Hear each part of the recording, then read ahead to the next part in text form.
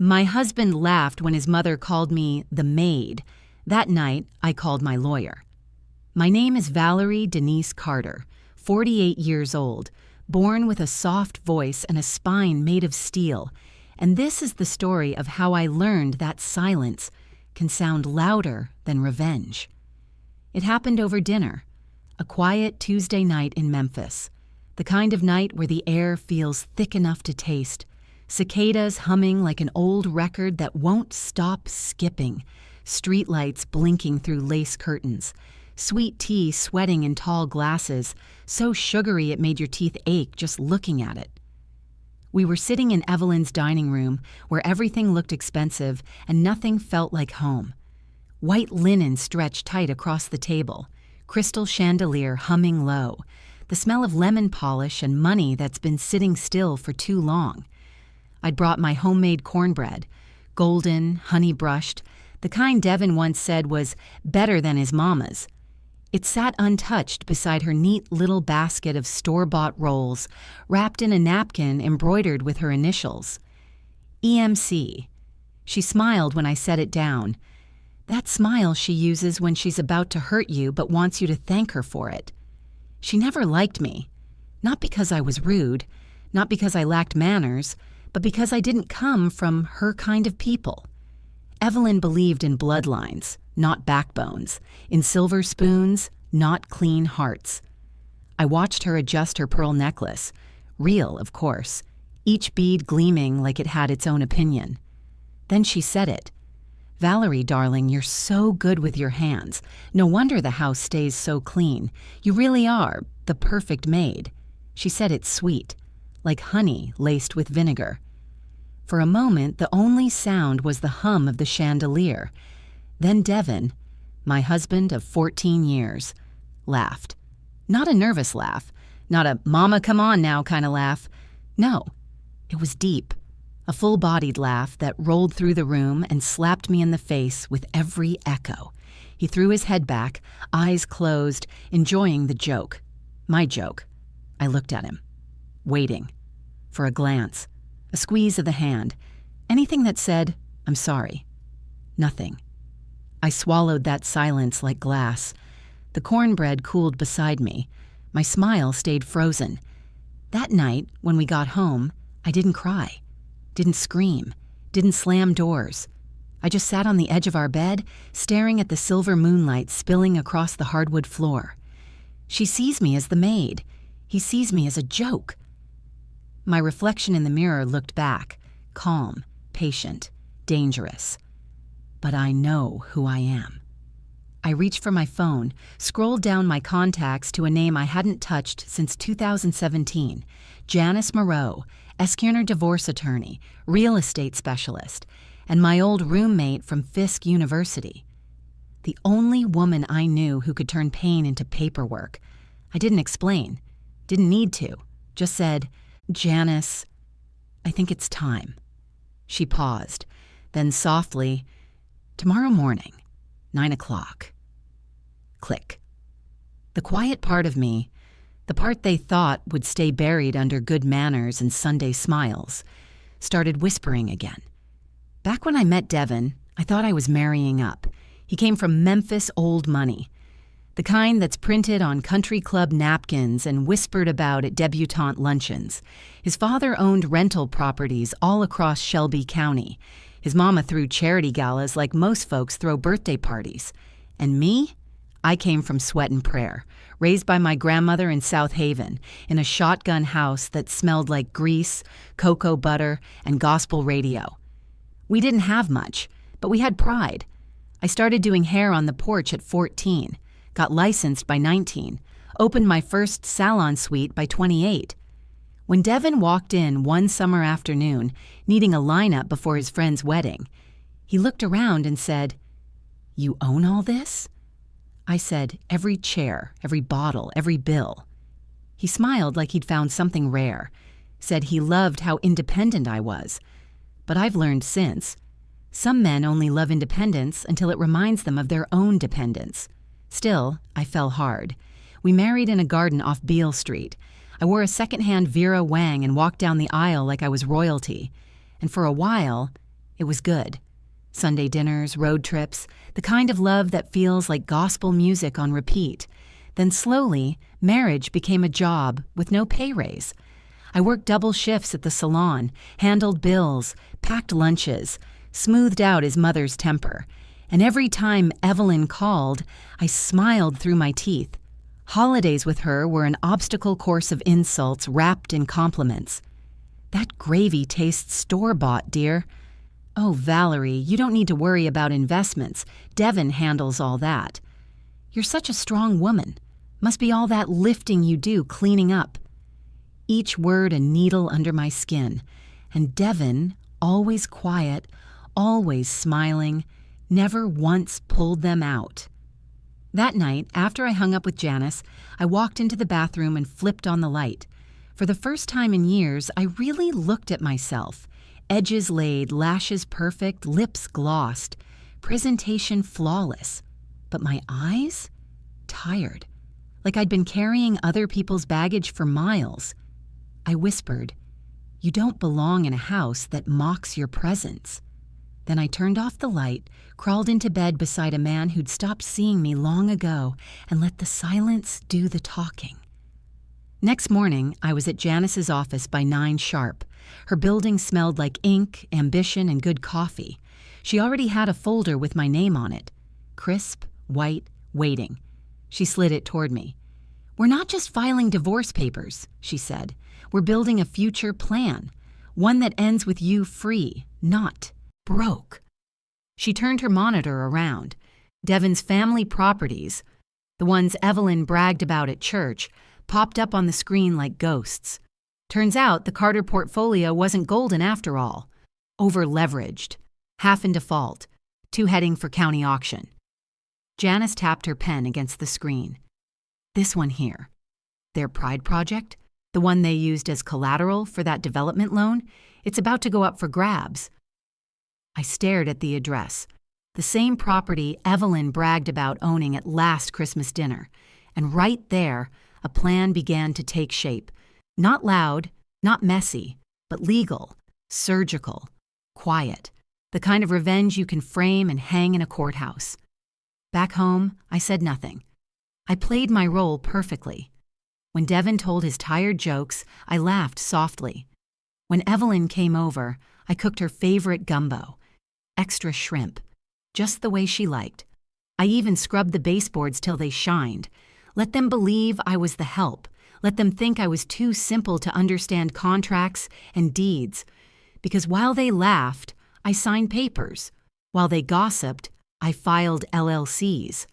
While they underestimated me, I learned the language of ownership. The day the deed transferred, Memphis was caught in a late summer thunderstorm, rain pounding like drum beats on the window panes. Devin was out. Evelyn was probably hosting some luncheon.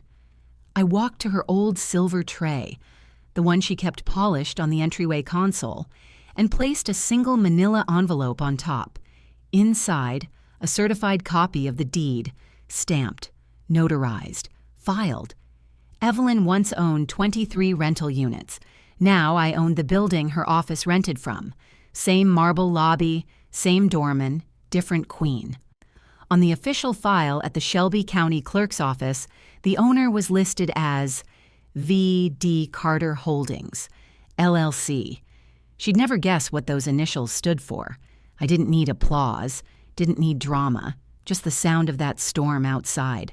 Thunder rolling like a drumline announcing a new rain. I poured myself a glass of sweet tea, sat by the window, and watched the rain clean the city. Some people wait for justice. Some people become it. It took them a week to notice. See, I didn't walk in loud, didn't call a family meeting, didn't post a new owner photo on Facebook or drop slick hints on Instagram stories. That's not my way. That's Evelyn's way. Loud pearls and louder gossip. Me? I let the paper trail do the talking. I waited. And sure enough, the USPS certified mail did what my words never could. It arrived on a quiet Thursday afternoon, signed for by one of Evelyn's paralegals who probably didn't even look twice. The envelope sat in her in tray for an hour before she opened it, I imagine. Maybe she was sipping her afternoon tea or checking the mirror to make sure her lipstick was still perfect. When she finally slid her pearl letter opener across the seal, she met her new landlord, me. Her office was small, Suite 204 in a beige brick building downtown, right beneath a dentist, across from that little vegan cafe she once called a playground for people with too much kale and no flavor. She used to brag about that space, said it had good bones. I bet she didn't say that the day she realized she was paying rent to her maid. I didn't have to guess how she reacted, because 2 hours later, my phone lit up. Blocked number. I let it ring. Then it rang again, and again. Still, I waited. Then came the text from Devin. "Why is my mother saying you bought her office building?" I stared at it for a while, watched the little dots blink like a heartbeat. Then I typed slowly, "I thought she'd be proud I was good with money," and hit send. Let me explain how I got there. See, Janice had been my quiet engine through all this. No drama, no noise, just moves. She worked like a surgeon. Steady hands, sharp mind, soft voice. She set up the LLC, checked every lien, pulled every file at the Shelby County Clerk's office. We made no noise. And that was the beauty of it. You'd be amazed at what people hand you when you sound polite, speak slow, and keep your business papers clean. Memphis bureaucracy loves a quiet woman with proper letterhead. The building Evelyn leased from, it had been sinking for months. The old owner passed last year. His kids didn't want to manage tenants. Too messy for people with lake houses and new Teslas. Back taxes overdue, elevator broken, one tenant threatening to leave. Even the front awning still flapped from that Christmas storm. I saw opportunity where they saw burden. Through VD Carter Holdings, LLC, I made a cash offer. Clean, fast, no questions. They accepted within 48 hours. Deed transferred. Keys delivered straight to Janice's office. And just like that, without raising my voice, without stepping foot in Evelyn's suite, I became her landlord. Back at home, the air changed. Devin started to notice. It wasn't loud. It was in the quiet. The way I stirred my coffee slower, smiled softer, moved lighter. Power shifts don't come with thunder. They come with peace. He'd ask questions. "You okay?" "You've been real quiet lately." And I'd just hum, the way my grandmother used to when she wanted to keep from cussing in church. I still cooked dinner, still folded his shirts just right, still said good night. But the energy shifted, that unspoken kind of shift that makes a man check his reflection twice before he speaks, because silence, when it comes from a woman who's always been the glue, is the loudest sound in the house. One night, while Family Feud played on the TV, Devin turned to me mid-commercial. "You've been different lately," he said. I didn't flinch, didn't blink, just turned to him slow. "Maybe," I said. "You're just noticing me for the first time." He opened his mouth to answer, then closed it. The silence that followed was worth every word he'd ever ignored. A few days later, an envelope came in the mail. Ivory stationery, raised lettering. Evelyn M. Carter, attorney at law. She always did love her theatrics. I opened it at the kitchen counter, coffee in hand. "Dear Valerie, I've been made aware of a change in the ownership of my office building. Please be advised that I'll be exploring my legal options regarding this transaction. Sincerely, Evelyn M. Carter." I almost laughed out loud. Janice did when I showed her. She leaned back in her chair, red nails tapping the edge of the document. "Let her explore," she said. "The deed's clean, the ink's dry, you're the owner." That was all I needed to hear. So instead of replying, I mailed her a copy of the lease renewal. Same rent, same due date, same terms, except this time it listed VD Carter Holdings as the landlord. And for good measure, I tucked the papers neatly inside an old Sears shoebox. Petty? Maybe. But poetic? Absolutely. That weekend came the 4th of July barbecue at her country club. One of those events where people wear linen like armor and speak in compliments that sound like threats. Devin begged me to go. "Just for show," he said. "Mama's been asking about you." I wanted to say no. I wanted to stay home with peace and air conditioning. But then I thought, this was the perfect stage. If she wanted me to look small, I'd walk in whole. I wore a white jumpsuit tailored to perfection, gold hoops catching sunlight like they were born for it. My hair slicked back, clean, regal, controlled, and that Chanel perfume I'd been saving since Christmas. I let it whisper across my skin, not for attention, for armor. The country club gates opened, and I stepped through like I owned the place, because in some small way I did. The hostess at the entrance, pale, nervous, with a clipboard that trembled slightly, asked if I was with the catering staff. I smiled. "No, sweetheart. I'm with the deed." She blinked, didn't ask again. Inside, the crowd was a sea of white linen and fake laughter. You could smell the arrogance between the smoked ribs and the champagne. Evelyn was by the buffet table, pretending to laugh at something the deacon's wife said. Her pearls caught the sun like a threat. When she turned and saw me, that smile faltered. Not much, just a flicker. But I caught it. "Valerie," she said, lifting her glass, "so glad you could join us." Her tone was sugar-dipped poison. I leaned in close enough for her perfume and mine to mix into something almost dangerous. "Let me know if you need a maintenance request filed," I whispered. "I hear the plumbing on the 3rd floor's been slow." Her glass froze mid-air, her lips parted. No words, and that silence was better than applause. I walked away slow, each step deliberate, like I had all the time in the world, because I did. The following week, the air between Devin and me grew heavy, like heat before a storm. We didn't fight. We just stopped pretending. Breakfast was quiet. Dinner was quieter. Every good night felt like the closing argument of a trial neither of us wanted to win. Then one evening, he finally asked, "Why would you do this, Val? Why would you go behind my back and buy that building?" I looked at him. Really looked at him. The man I once thought would protect me now looked like someone who'd never truly seen me. "I didn't go behind your back," I said softly. "I went around your silence." He rubbed his face, tried to gather words that couldn't save him. "She's old school," he muttered. "She didn't mean it like that." I stood from the table. "Then why'd you laugh, Devin? If you laugh when someone disrespects me, you meant it too." He had no answer, just that hollow look men get when they realize the apology's 20 miles too late. That Friday, I packed. No yelling, no plates breaking, no neighbors watching, just quiet footsteps and one last deep breath in a house that had long stopped being home.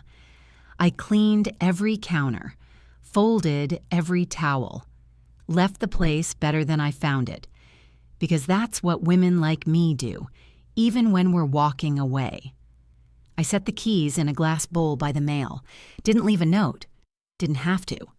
Then I called a U-Haul, loaded my things, and drove across town to a little craftsman bungalow with blue shutters and a porch swing that creaked like an old hymn.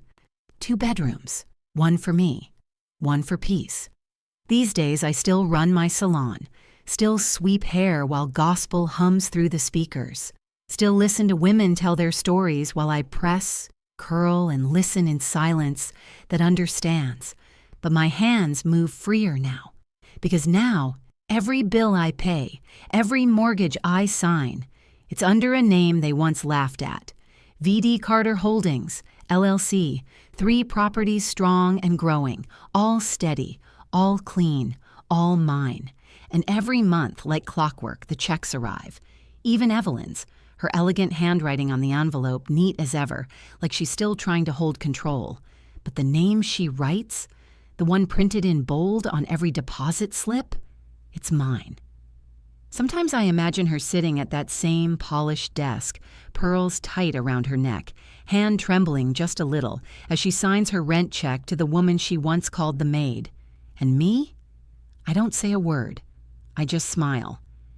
Because revenge doesn't always need an audience.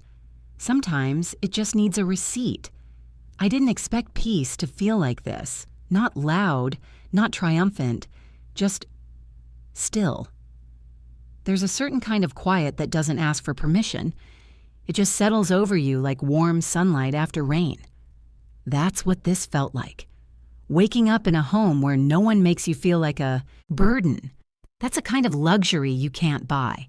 Not with LLC filings, not with court-stamped deeds, not even with poetic justice. It's freedom you can sip slow, like fresh coffee on a soft morning. The first day in my new home, I moved carefully, as if peace were something fragile that might break if I breathed too hard.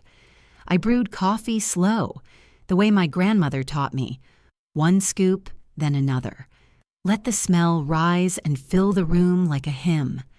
The radio was low, crackling with Mahalia Jackson, live from Newport, her voice rolling through the kitchen like prayer turned to silk. The sun poured through the sheer curtains I'd sewn myself, casting golden lace across the floors. The light danced over the old hardwood, brushing against the photo frames I hadn't hung yet, the moving boxes still marked with bedroom and memories. I took it as a sign. God was still in the details. Devin didn't reach out for 2 weeks. Not a call, not a text, not even one of those late-night "you up" messages men send when guilt keeps them company. Then one night, just as I was turning off the lights, I heard it. That familiar knock, 3 taps, a pause, then 2 more. It was his rhythm, the one he used back when we were young and in love, when our biggest argument was who'd pay for pancakes at Waffle House. I stood still for a second, hand on the doorknob. My heart didn't race. It just steadied. I opened the door but left the screen locked. There he was, standing on the porch under the porch light, wearing a wrinkled button-up, his tie gone, the weight of regret clinging to him like humidity. In one hand, a bouquet of gas station flowers, the kind wrapped in plastic with the barcode still on. In the other, a white plastic bag that smelled unmistakably like Popeyes. He gave a small smile, tired and uneven. "I brought Popeyes," he said. "You always did like the spicy tenders." I looked at the bag, then at him. My face stayed still. "You can't buy your way back," I said quietly. He nodded once. "I know, I just wanted to talk." I unlatched the screen and stepped aside. He walked in, slow, like a man entering a church where he didn't belong anymore. We sat at my small kitchen table, the one my Aunt Loretta left me before she passed. The wood still smelled faintly of lemon oil and years of Sunday dinners. Devin picked at his biscuit like a child who'd been caught lying. His hands shook a little. His eyes avoided mine. "You blindsided me," he said finally. "You made all these moves like I wasn't even your husband." I took a sip of tea, felt the warmth settle in my chest, and met his gaze squarely. "You laughed when your mother humiliated me," I said. "You let her call me the maid in my own home. And then you watched me clean the dishes after." He winced, looked down. "I didn't mean to laugh. I didn't know what to say." I set my cup down, gently but firm. The china made a small click against the wood. Soft, final. "Then why didn't you say something after? Why didn't you come to me that night and apologize? Or hold me? Or remind me that I mattered?" He swallowed. His voice cracked when he finally answered. "Because I was scared." I tilted my head. "Scared of your mama? Or scared of standing up to her?" He didn't answer, and that silence told me everything. I didn't hate him. I wasn't angry anymore, but I also wasn't going back, because something inside me had shifted, quiet but irreversible. You can't shrink yourself back into a space that was built to keep you small. I wasn't built for small anymore. Later that week, I got a call from Miss Thelma, one of the older tenants in the units I'd inherited from Evelyn's old management. Her voice was shaky but polite. "Baby, I hate to bother you, but my water pressure's been low for weeks, and the maintenance people keep saying they'll get to it. They ain't got to it yet." I smiled into the phone. "Thank you for calling me, Miss Thelma. I'll come by myself this afternoon." "You sure, honey? Ain't no rush." "I'm sure," I said. "We don't let black elders suffer in silence under my name, not on my watch." So I went, in my good slacks, fresh curls, clipboard under my arm, Lysol in the trunk, just in case. When I knocked on her door, she opened it with a surprised laugh. "Valerie Carter? The landlady herself showing up?" I grinned. "Maintenance on site," I said playfully. She chuckled, shook her head.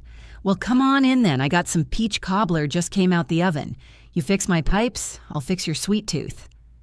The apartment smelled like cinnamon and old gospel records.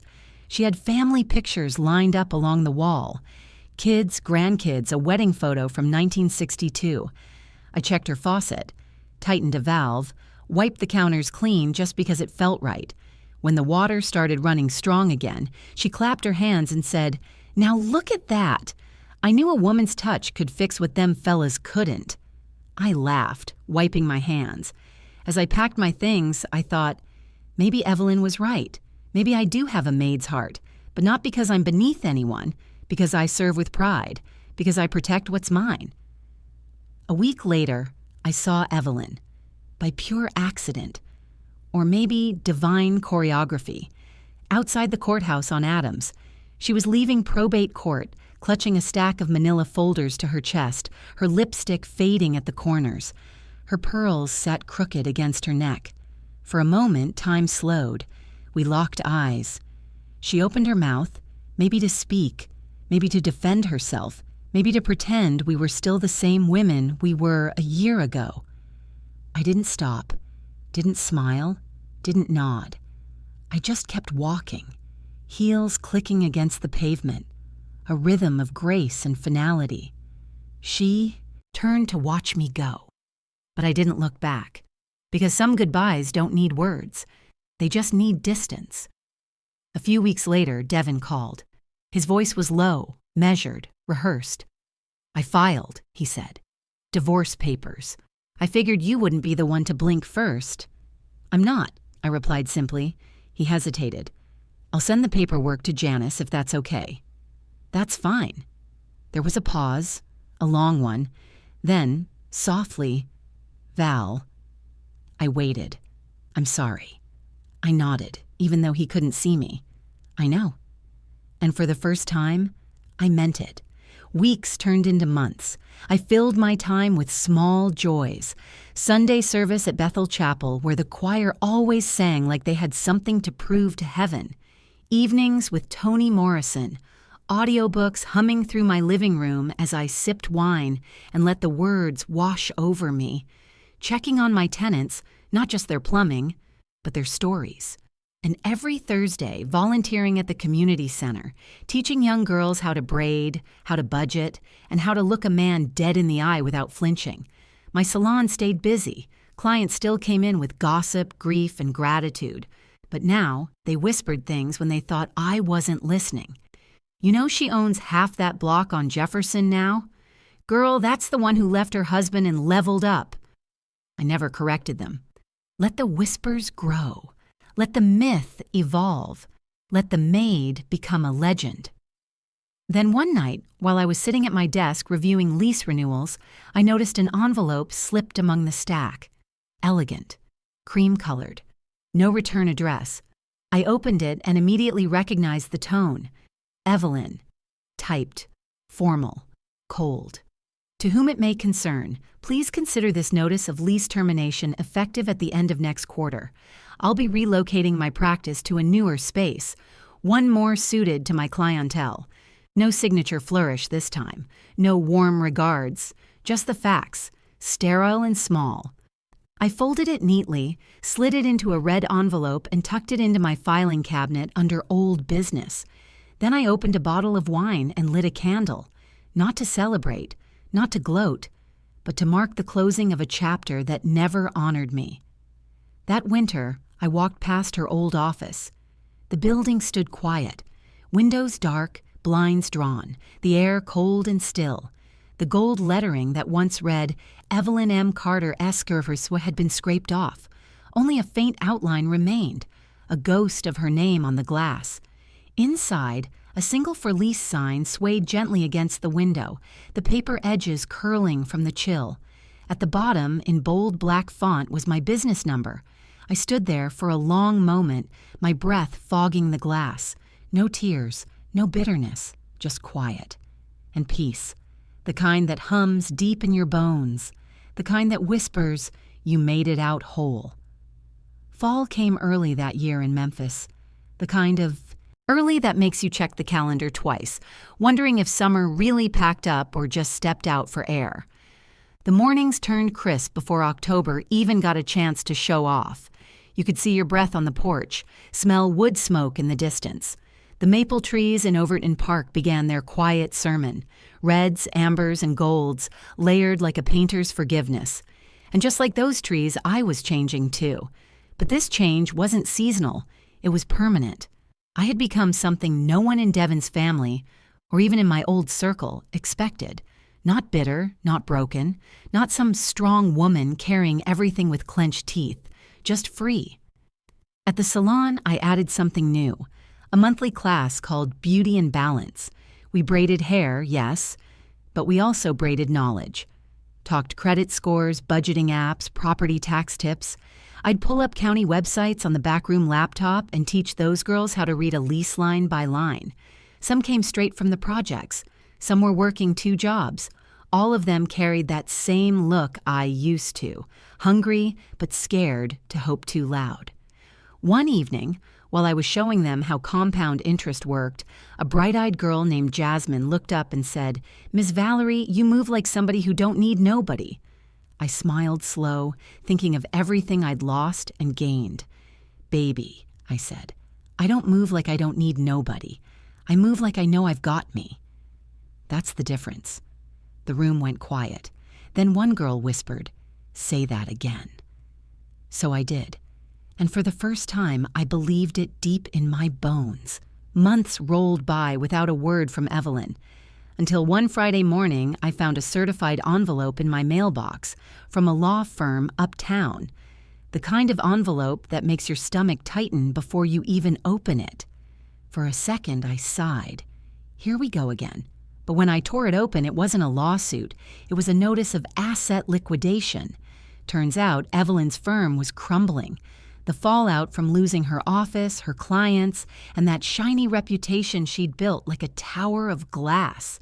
Behind those press suits and polite smiles, she'd been juggling debts. Now she was being forced to sell off the last of her property shares.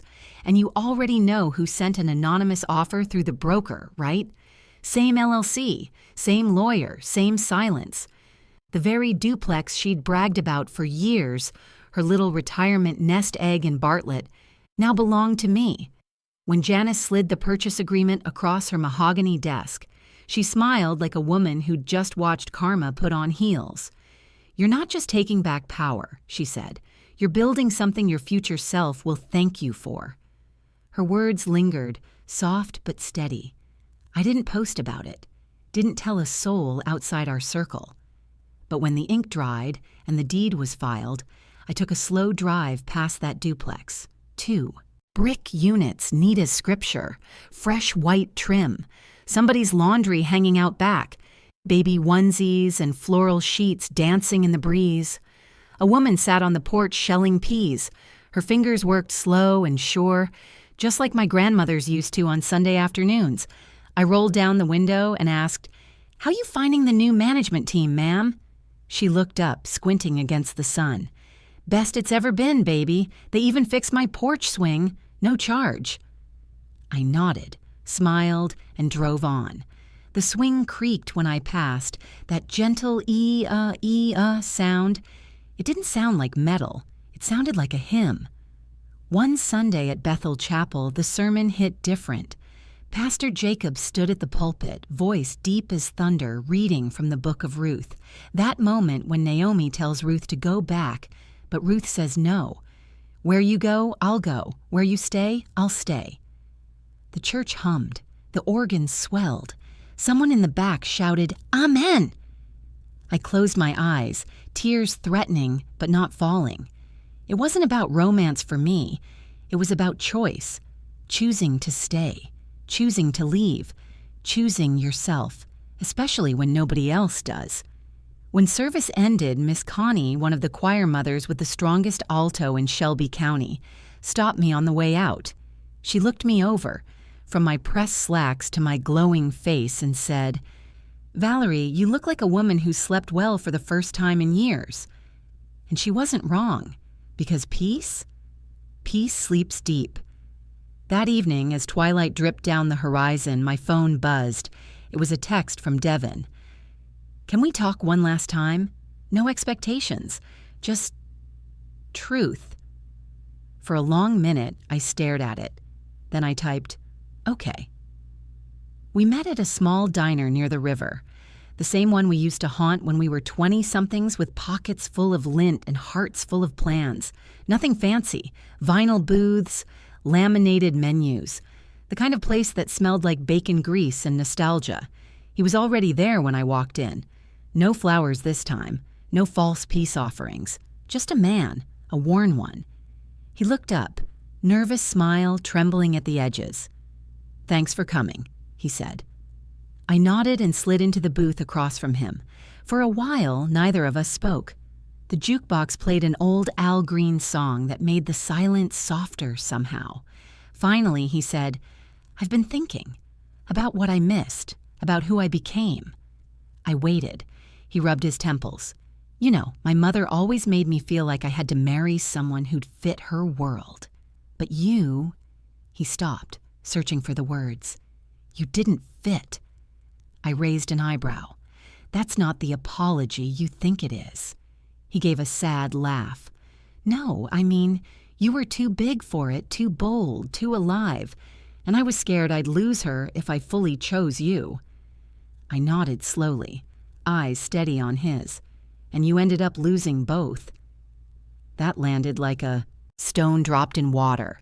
He didn't argue, just stared at the tabletop, tracing invisible lines with his thumb. "I do wish I'd stood up sooner," he said finally. "Me too," I said. The waitress came by with refills. We both said thank you at the same time, then smiled like strangers remembering an old dance. He looked out the window. "I heard about the duplex. You really are building an empire, huh?" I shook my head. "Not an empire, a sanctuary. One deed at a time." He exhaled, a slow release of something heavy, then nodded. "Goodbye, Devin." "Goodbye, Val." That was it. No tears, no scene. Just two people signing peace treaties with silence.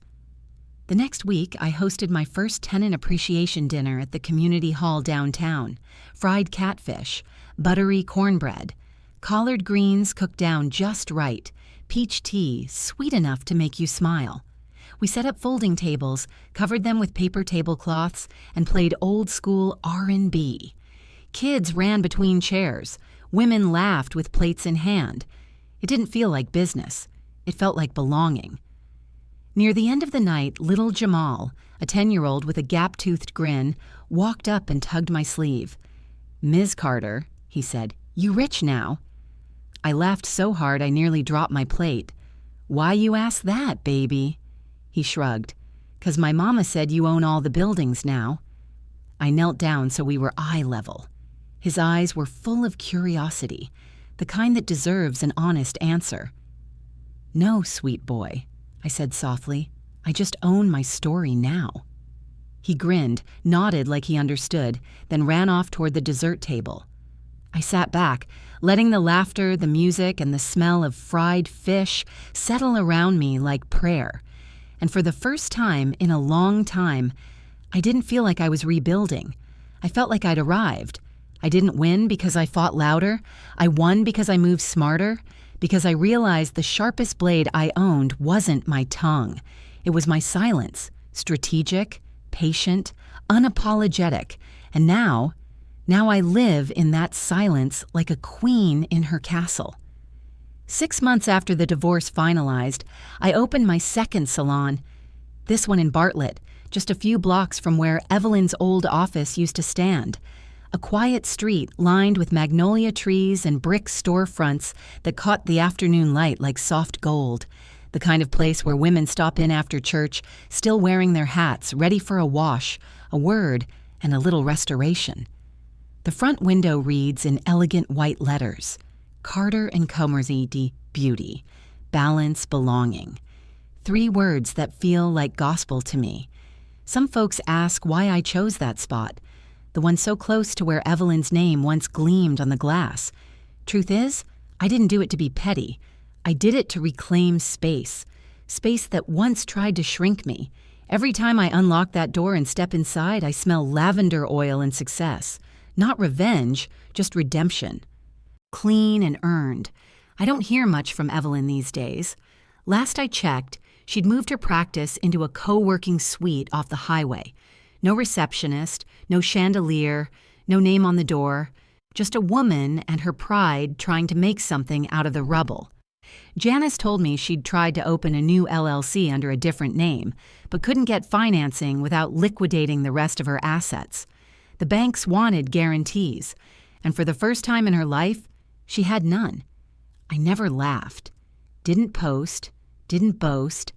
I just prayed for her, because I've learned that God doesn't need my anger to balance the scales. He's got his own way of handling heavy hearts. Sometimes, late at night, I sit on my porch with a glass of sweet tea sweating beside me and a familiar Sears shoebox on my lap. Inside that box, my first braid comb, the metal one with the handle bent from years of use. The receipt from my first salon lease, back when I could barely afford the down payment. A faded photo of me and Devin at our wedding, me smiling, him holding my hand like it meant forever, and the certified deed to Evelyn's former duplex, sealed and framed in plastic.